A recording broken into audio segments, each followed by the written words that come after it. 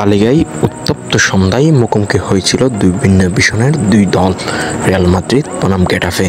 গেটাফের মাঠে শুরু থেকেই বলের নিয়ন্ত্রণ ছিলেন রিয়ালের হাতে, আর ২১ মিনিটেই গোল করে দলকে এগিয়ে দেন তরুণ তারকা আর্দা গুলার।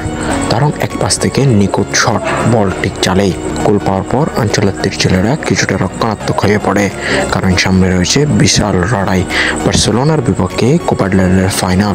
তাই বিশ্রামে ছিলেন বেলিংহাম, রদ্রিগো সহ আরও কয়েকজন মূল খেলোয়াড়। তবে ম্যাচে কিছুটা দুঃসংবাদও এসেছে।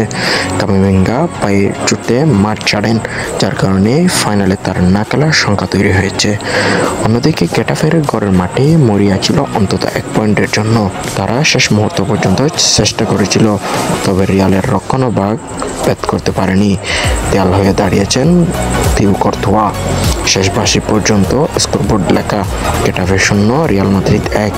এই জয়ের ফলে শিরোপা দৌড়ে আরও টিকে আছে রিয়াল মাদ্রিদ, যদিও বার্সার থেকে ৪ পয়েন্ট পিছিয়ে।